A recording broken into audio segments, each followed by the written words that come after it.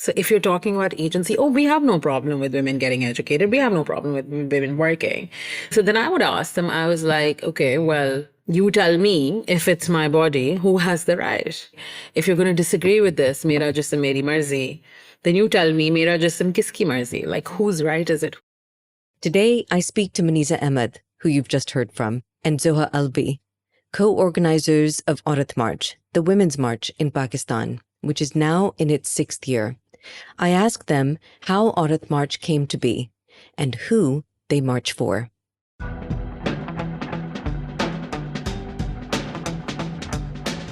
My name is Shana.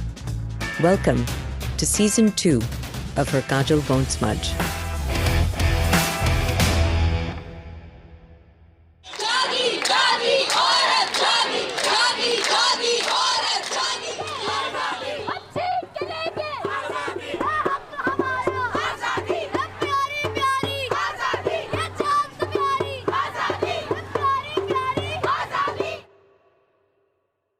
Those are the sounds of women and supporters protesting on the streets, the sounds heard in Karachi, Lahore, and many other cities across Pakistan on March 8th. Today, I speak to Maniza and Zoha about their involvement in Aurat March. I ask them about their personal journeys to feminism, to get an idea of their agh, their fire, what drives them to fight what seems like an insurmountable battle for freedom in a very patriarchal society. What they shared so candidly with me reveals so much about them and also the personal struggles of Desi women worldwide. Hi, Maniza. Hi, Zoha. Thank you for joining me today. I mean, it's such a busy time for you. I'm really so grateful. I imagine that you are busy 24/7 getting ready for Aurat March. Yes, yes. The last 2 to 3 weeks is quite a crazy time. And yeah, I'm just swimming right now, trying to make sure everything is done. It can be a lot of fun with the adrenaline and everything, but yeah, a little crazy as well. So I think every feminist has her own story, as to how she came to feminism. So I was wondering, Zoha, if we begin with you, could you tell us how it started for you? So I was growing up at a time when social media was blooming, and I feel like that was a major factor in bringing me towards conversations around feminism, because personally, I saw abuse within my household, and I knew that this should not be happening. I think especially in South Asian societies, we're told to keep quiet about it, even if it's not happening with us, even if it's a fight between our parents. We're told that something that's happening within your home should stay within your home, even if it's, an abusive situation. There was no thought of, going and talking to someone about it, because that was not an option. But I think with the rise of social media, and also as I was growing up, as I was getting older, I think conversations around domestic issues also became easier to have. Somewhere during the time when I was doing my A-levels, which was like 6 years ago, I think that was the time when I started vocally calling myself a feminist. From the inside, I think I was a feminist, although my political views regarding a lot of feminist concepts were not as well developed as they are now. There were a lot of biases that I had been internalizing from my home environment, a conservative environment, and general, societal influences. So there were a lot of things that I now find problematic that I used to believe in 10 years ago, 9 years ago. But yeah, at the basic level, like from what I saw in my home, I did believe that women are being abused, but I also wasn't sure if it's just my household or if it's happening on a larger scale, because we were not allowed to talk about it, right? But when we started having those conversations, then I realized, oh, this is not just me, it's a pattern. And it's not just within my household, it's on every level of society. So social media, I think different pages on social media and also posts from my peers, with time, I also became vocal. And then the next year, I attended the march for the first time. I was very excited about it.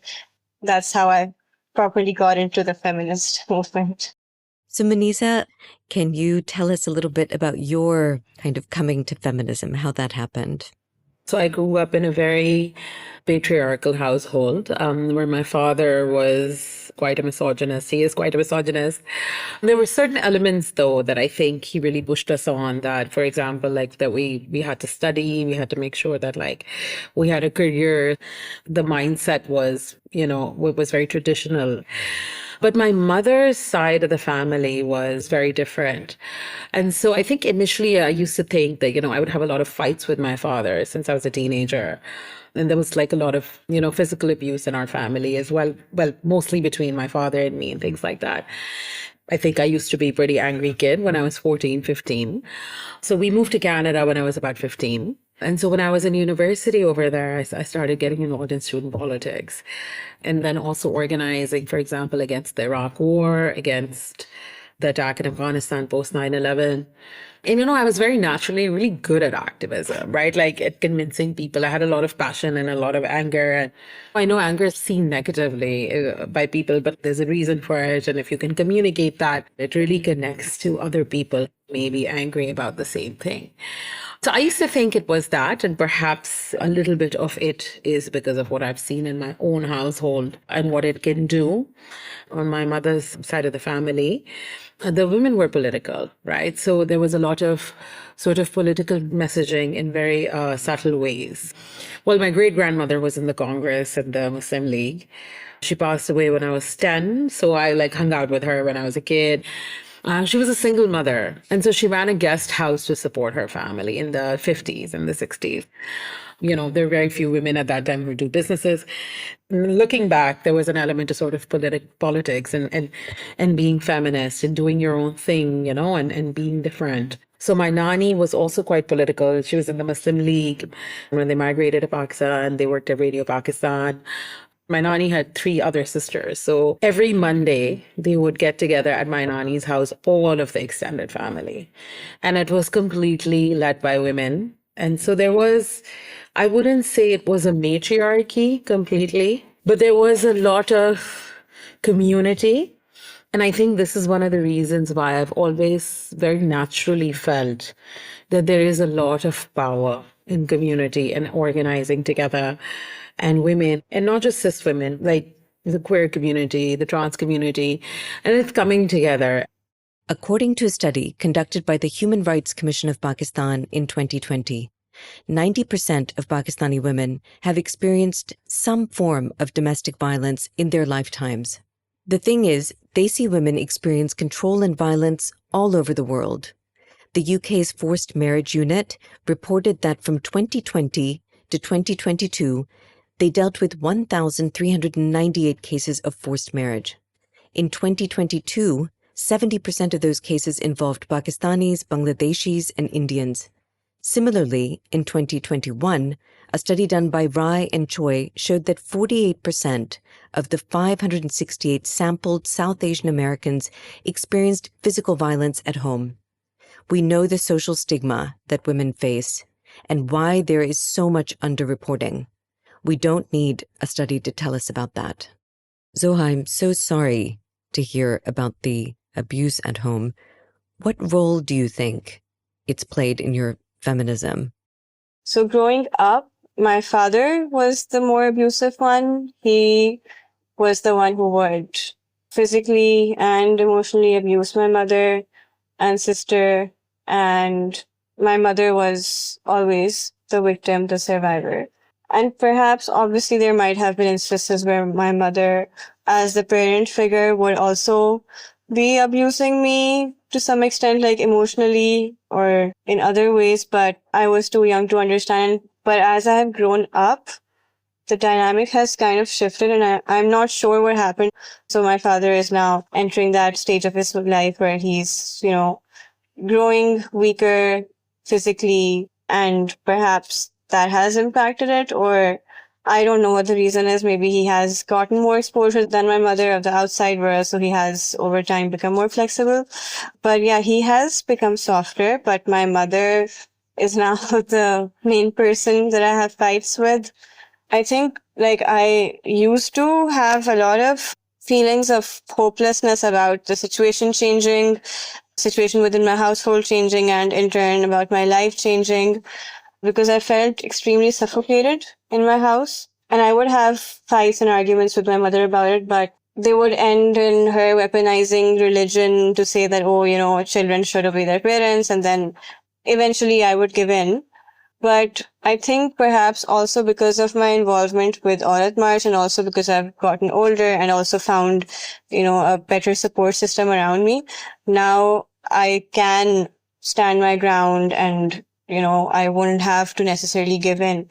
Earlier, it used to be such a struggle to even go meet my friends that my mother has known for long. And I know even for her, the pressure was coming from the patriarchy. Oh, you will be considered a bad mother if you let your daughter out, your unmarried daughter. So I won't blame her only, but she was the messenger. I've been involved with the movement for the last 4 years, but the initial 2.5 years, my involvement was pretty restricted because I did not have the ability to really go and attend meetings in person as much. But ever since I've got that freedom, after my fights, I feel like that's one reason why I'm so crazily invested now. Like I'm covering up for my years of not being able to go out. And it feels like it's a transformation for you, right? Like you have stood up for yourself at home and now you can stand up for others. Yeah, exactly. Like the things that drew me towards the movement were factors that were involved in my personal life, domestic life, and now they have eased up. So now I can be more involved, but I'm always thinking of, what if I reach a stage where everything is almost perfect and then I forget what it was like. So I don't want to forget.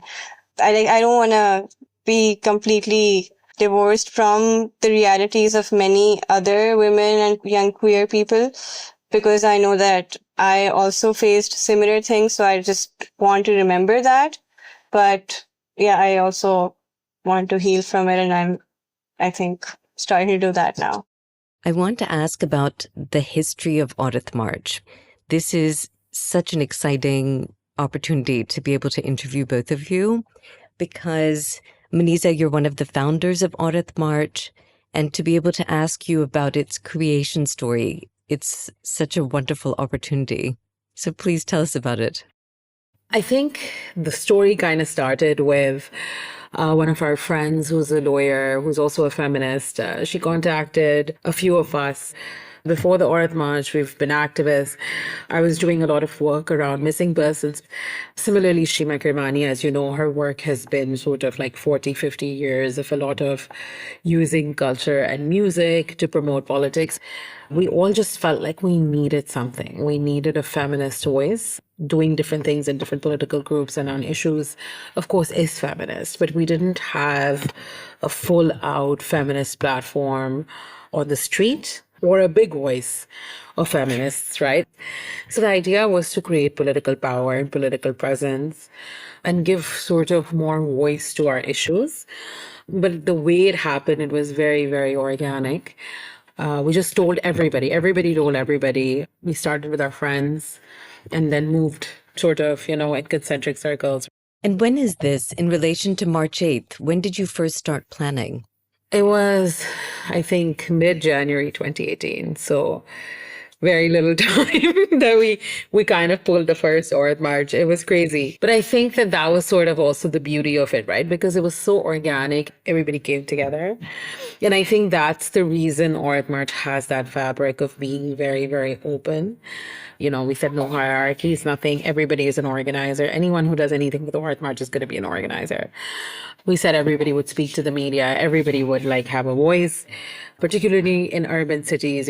People had heard about what's happening in the Me Too movement. But I would say that in Pakistan, looking back, it was a lot more than that. I think it was really that people were so frustrated with what was happening, and there was this big vacuum of very few people talking about our rights, right? So I think that's the reason Aurat March got the success it did in people, that they were finally, sort of a platform that we could kind of use to express ourselves. So you start in January 2018, and it's just a few people. But how do you go on from that to become a movement? How do you galvanize all these people and get it off the ground? So we made an organizing committee, which was very, very big. It was like, I think of it, 30, 40 people. It was a big organizing committee. I think some people were more active than others, but there was a lot of consensus building, trusting each other. And I think that to this day exists within the Aurat March. The acceptance that this is a collective movement versus individuals was there from the beginning, and I think it still exists. इनको किस चीज की आजादी चाहिए मुझे ये समझा दो किधर किधर आजादी नहीं है अभी गाने गा रही हैं कोई रोक रहा है कपड़े आधे पहने पूरे पहने कोई रोकता है घर पे जिधर मर्जी जहां मर्जी आते जाते हैं किस चीज की आजादी है ये आजादी इसलिए नहीं है कि हम औरत मार्च करें कि हमें कोई हकूक नहीं मिले इनको सारे हकूक मिले आपको क्या लगता है क्यों है ये सर जी ये सिर्फ इसलिए आज़ादी है जो अल्लाह और उसके रसूल के नाम पे जो औरतें घर बैठी हुई हैं ना उनको दिखाया जा रहा है कि नंगी होके बाहर आओ इतनी गंदगी है. Ever since the Aurat March began in 2018, its organizers have faced harassment and death and rape threats. On top of that, blasphemy cases have been filed against Aurat March organizers when people have taken offense to slogans. Men were literally putting words into women's mouths by doctoring videos so they could file blasphemy cases against Aurat March, charges that carry the death sentence.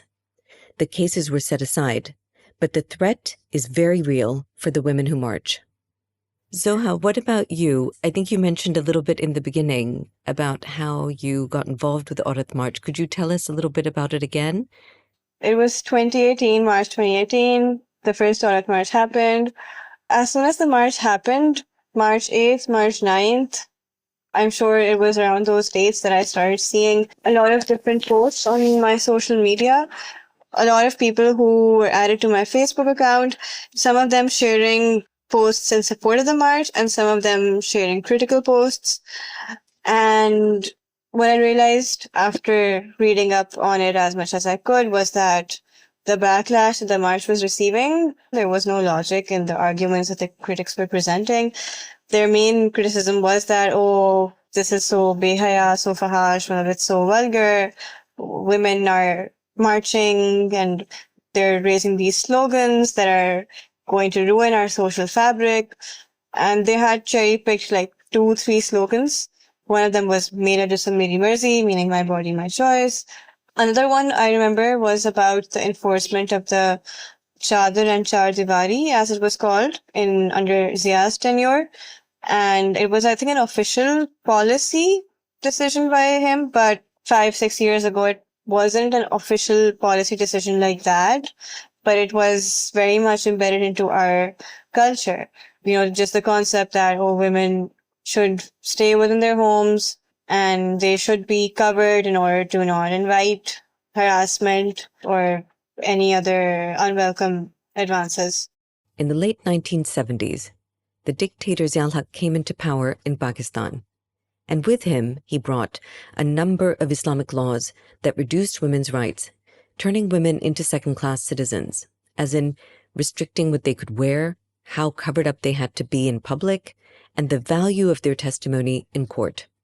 So a lot of the criticism that was coming at that time was over the fact that women were rejecting this concept and they were going out onto the streets and they were actually very much covered.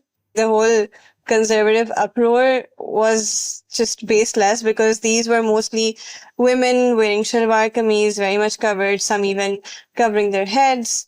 And just the fact that they were saying, it's my body, my choice, Mera Jism Meri Marzi, that was enough to anger so many people, mostly cis men.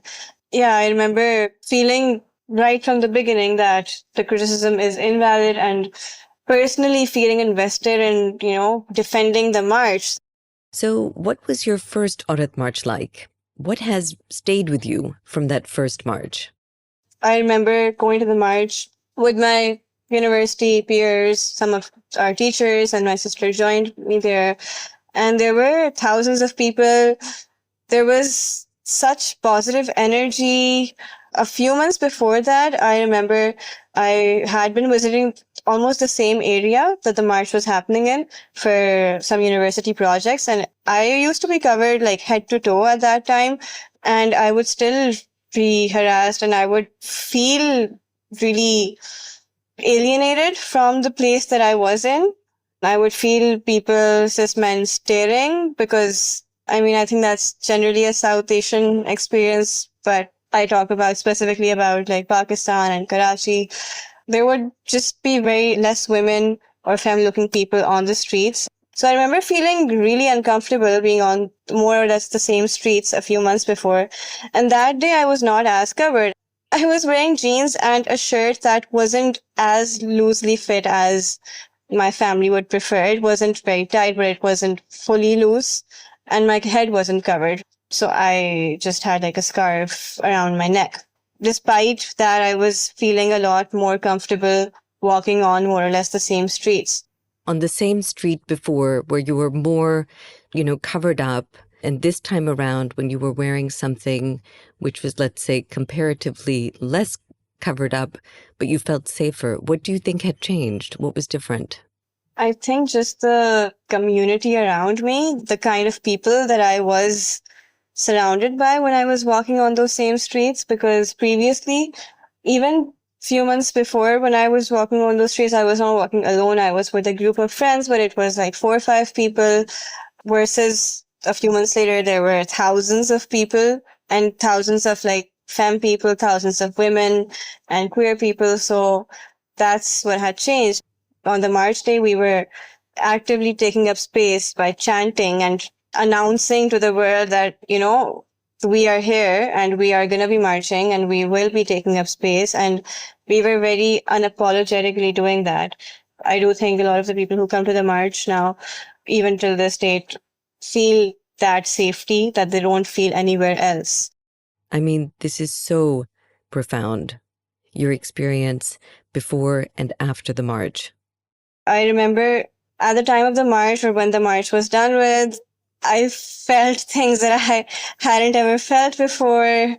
Good things, happiness, excitement, but also I remember after I went back home the same night, before sleeping, I was crying because I was like, wow, this is possible. This is not like some very far-fetched utopian dream that only happens in like fairy tales. This is something that can happen. I can be walking on the streets. I can feel safe while doing that. And even while I'm not as covered as a lot of, people tell me is necessary in order to feel safe, it is possible. And yeah, that realization made me cry, and the fact that, okay, from tomorrow I'm going to go back to the reality that I've been used to, that this is just a one-day thing, at least like until next year, that made me cry. I can imagine. I mean, it's this, what could be possible, right? A vision of something where it could be normal for you to take up space on a street and not feel worried about being harassed. I wonder to what extent being covered up makes any difference. Do you think that if women were fully dressed in hijabs, walking down the streets, carrying a poster that said, Mera jism meri marzi, would they still receive that same type of, commentary? To what extent does it matter how covered up you are? They target everyone who's saying that, Nara. They aren't targeting anyone based on their clothing.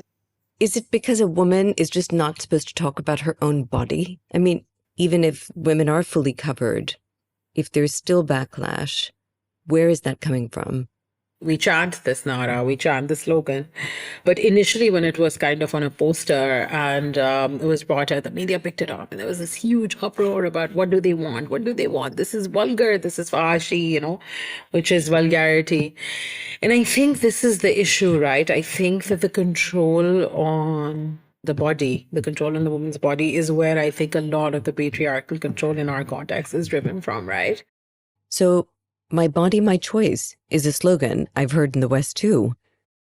I think in the West, it's this slogan is associated perhaps with the rights of abortion, but in our context, it's actually very different. So when we explained it, when it created this uproar, there was a lot of backlash. Our names were announced in mosques to have us killed. There were FIRs of blasphemy, but they tried to cut those. They didn't, like the police didn't register them, but there were efforts. The religious right wing was just, it went nuts, actually. You know, the khutbahs, right, that happened after prayers, you know, we were told that it was like massively being discussed in khutbahs, that what is this, the Aurat March. They want that the woman can have sex with anybody. You know, it was this. That was the thinking. So we basically went back and we contextualized it. We said, you know, it is about agency. It is about all kinds of agency. So it's about, do I want to get married? Do I want to have kids? Where do I want to have kids? Do I have a right to go out to school? Do I have a right to walk on the street? So we took the slogan and we basically contextualized it in all of the freedoms that we are looking at. And then we got this a lot from people. But then why do you have to say, my body, my right? Right? People would say, well, why can't you just say my choice? Or, you know, this is my right to get educated. And I think this was what was interesting. Even educated men would say this to me. But like, you know, when you say the body, it becomes vulgar. So if you're talking about agency, oh, we have no problem with women getting educated. We have no problem with women working. So then I would ask them, I was like, okay, well, you tell me if it's my body, who has the right? If you're going to disagree with this, mera jism meri marzi, then you tell me, mera jism kiski marzi? Like, whose right is it? That is such a good way to put it. And if you don't agree with Mera Jism Meri Marzi, my body, my choice, then whose choice is it? Mera Jism Kiski Marzi? You know, it seems like such a basic ask. So how do women feel about Mera Jism Meri Marzi? You know, this slogan. Some people, I remember like sort of when this happened in 2019 and then 2020, a lot of older feminists, they came to us and they said that, look, is this going to drive people away from the movement? And we said, I think it's totally the opposite, you know, because there was so much backlash, right? So initially they thought that, okay, a lot of working class women or even middle class women who may come from religious families may have issues with the slogan. And yeah, of course, some people still do. But we really, really have contextualized it. Now, a lot of people say it. It's openly talked about. A lot of women say it. Why was it important for Aurat March to stand behind this slogan? It took a few years to build, but the idea was to build this into the consciousness and the debate to keep on going, but also for people to connect to the Nara. And really people do, you know, we do these sessions with diverse crowds asking this question, what does the chant mean to you? And the kind of answers we get, it's beautiful, really. Because it's really quite the essence of what was needed in our society at this time, which was to question the control on the body, right? And then with the body, all the agency and all the freedoms associated with it. And I think in this sense, the media actually was also really helpful, right? Like a lot of progressive journalists started talking about it, explained it on media, called us. We went to the media to explain, talk about it. We have this journalist here called Shazib Khanzada, whose show is the most watched night show in Pakistan. He actually, you know, in a lot of ways, he's very progressive. So he really stood behind this Nara. But I think it has entered the consciousness of people. I wanted to ask you about this.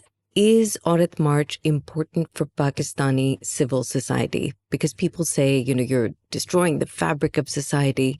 So I would like you to explain to us why Aurat March is important. To me, civil society is about representation of different voices, not through voting per se, but through representation and acceptance on the streets, how we determine who is in power and not in power, and how that's reflected in the way we interact with each other in civil society. We often talk about this in some way or another. The topic of civil society often comes up, and some of our organizers say that there is basically very little civil society left in Karachi, in Pakistan, other than the Aurat March. And that's unfortunate.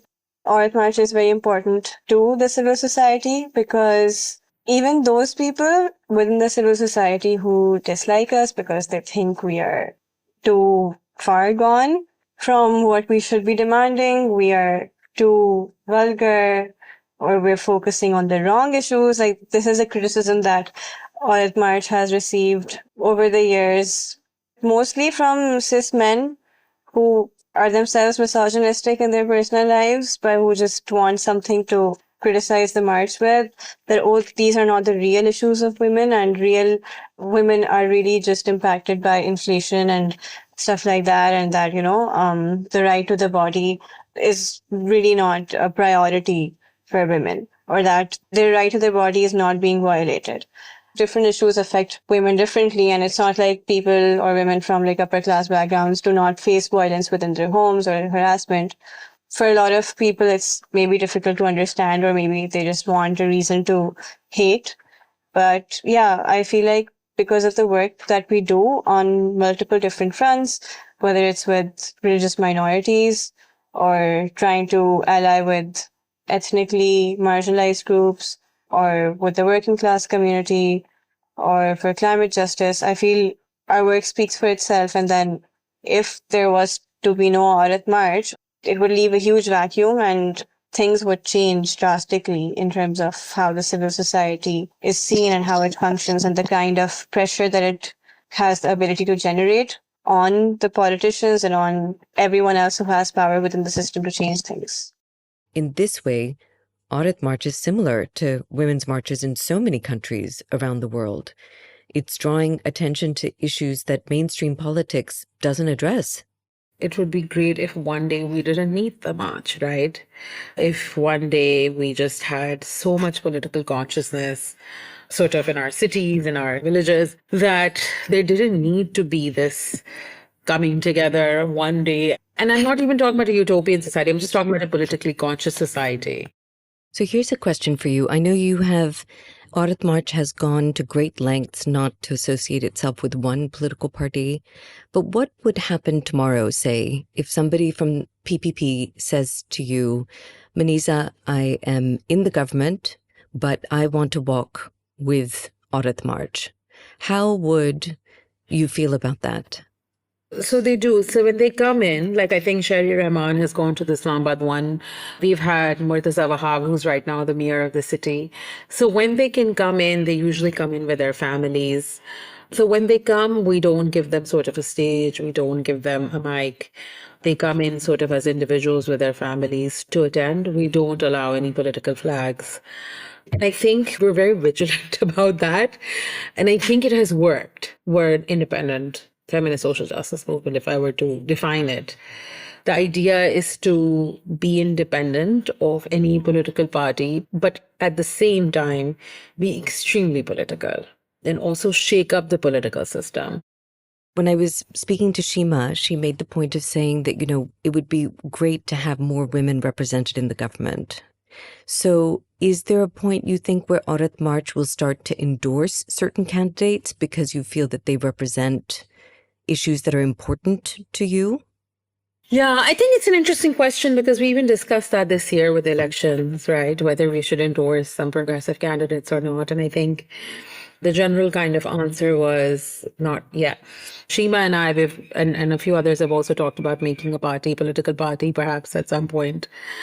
And so there's definitely talks about entering mainstream politics just to be able to, because, for example, municipal politics, local politics, it really helps for urban slums to get water in their areas, so for more women to be part of those decisions. And I think a lot of us feel very disillusioned with the mainstream political process.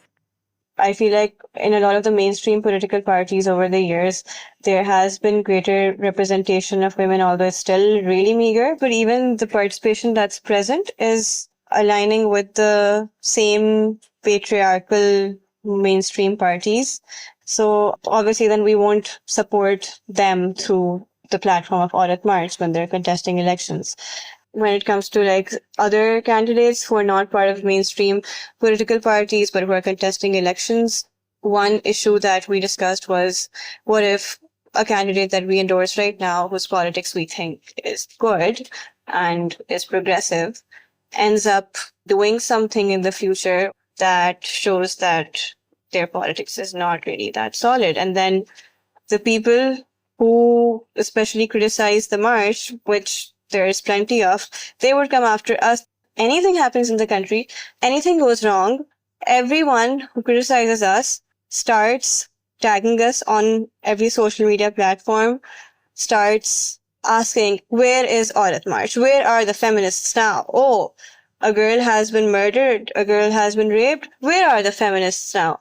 As if we aren't the ones who brought things like these into the public consciousness. So people, our critics, just want any small opportunity to latch on to us. Personally, I do feel like in the next election, I would like for us to figure out a way to support more candidates. For that, we'll need more people to do research on, their politics and to empower them.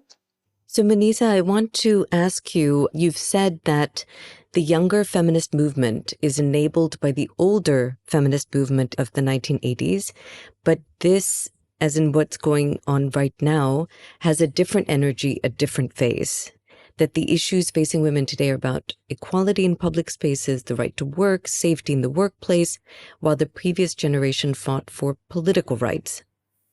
The way I kind of see the difference between the two is that, so the older feminists, I think, if I were to talk about the 70s and the 80s and when that started, the Women's Action Forum, and of course there was some activism before that as well, was responding particularly to the military dictatorship, right? So there was a lot of focus on changing institutions, changing governments, changing laws or repealing laws.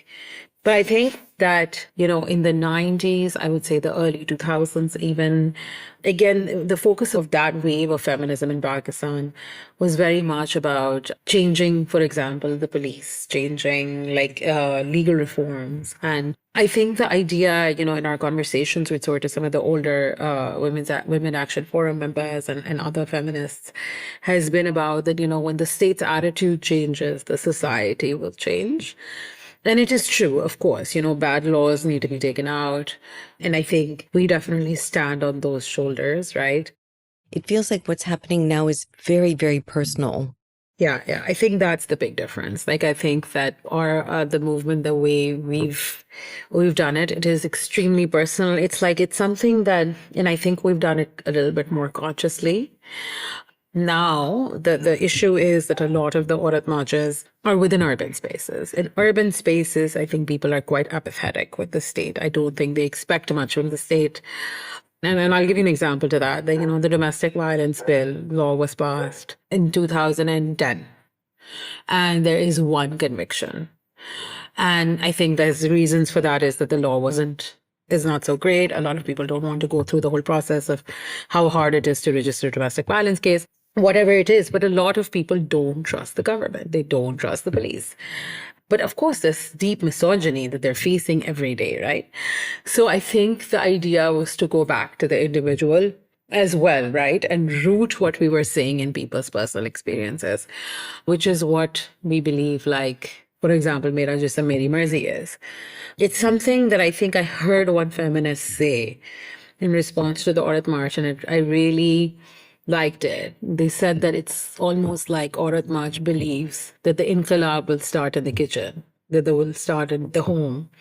And I hear this from a lot of younger feminists who say that it was because of the Aurat March that I started to ask for my rights. I started to navigate situations in my family. We hear a lot of people coming in and saying, mujhe himmat mili, I came to the Aurat March, I got the strength to, walk out of a marriage, to have better boundaries.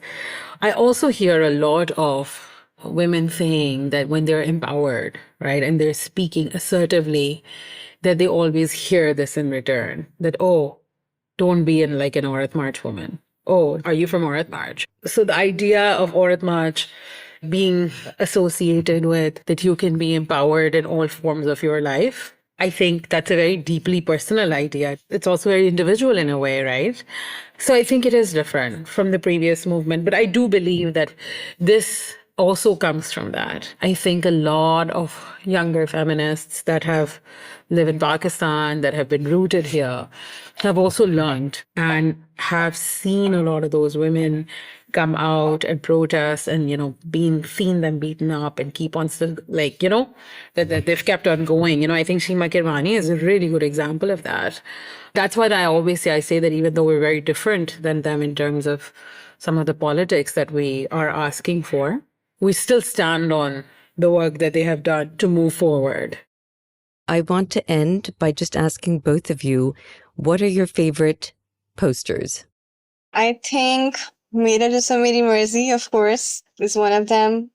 Then there was this one poster in 2019 that said, Lo baith gayi sahi se, and it caused huge uproar, especially also because the words and then also the imagery on the poster showed a femme person sitting with her legs open.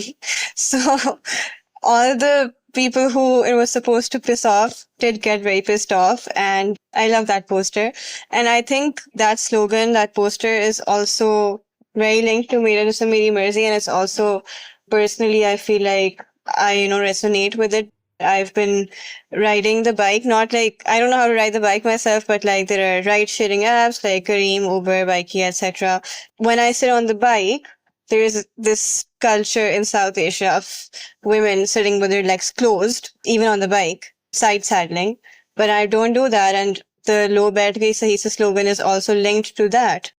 Let me take a second to say a few words about the posters people carry at Aurat March, because they're kind of revolutionary. Let's take the slogan, Lo Baith Gayi Sahi Se, there I am, sitting like a lady, is in response to the idea that women should sit with their legs closed, because anytime a woman sits with her legs open, it can only mean sex. At least that's where those minds go. And there's a serious problem with this kind of control over how women sit. Imagine riding a motorbike, side saddle. Imagine the kinds of accidents that happen. Another slogan that really stood out was, Apna khana khud garam kar lo, or heat up your own food. And mujhe kya pata hai tumhara moza kahan hai, or how should I know where your sock is, which really speak to this idea, this personal experience of women, that there's an assumption that it's only a woman's job to be in charge of the house. I also really like this one with Khana Khud Garam, Mujhe kya pata tumhara moza kahan hai. I really like that one as well. Also one of my favorites, all-time favorites. It resonated so much. There's this Indian cultural magazine called The Swaddle. Do you know of them? I do. They did like this series on the Aurat March. And so we interviewed with them, I think it was in 2020, 2021. And they said that when they heard this slogan of Mujhe kya pata tumhara moza kidhar hai, they were like that, we were just like all like, oh my God, this is like how we feel exactly. Because, and she's like, this is the South Asian collective, uproar of this thing imposed on us, right? About managing the home and taking care of the home and making sure everybody is okay, right? This kind of labor, right? So I think it deeply resonated with many, many people. Maniza, Zoha, I want to thank you for the work you're doing and for giving the women of Pakistan and also the women of the diaspora a voice, for advocating for them to have agency and representation in society. You've shown us what the power of the collective can be. Thank you for inviting us. Thank you for having us here.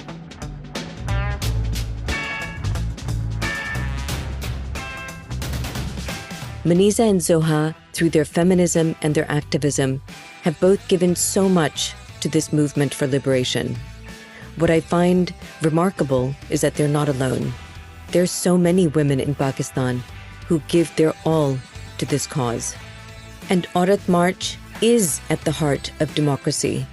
It's creating discussions about civil society, which is much more than cisgender and heteronormative and male and Sunni. And these discussions are changing things because they're getting people to talk about the issues being raised, and maybe that in itself is change. If you want to support Aurat March, please check out our Instagram page for a donations post. Remember, Aurat March is way more than March 8th. To my diaspora sisters, put your money to work and give generously. Thanks for listening to Her Kaja Won't Smudge. I'm your host, Shana. If you want to get in touch with us in Rage or have a good cry or just tell us what you're thinking, look for our webpage, because we have one now, or find us on Instagram. Until next week.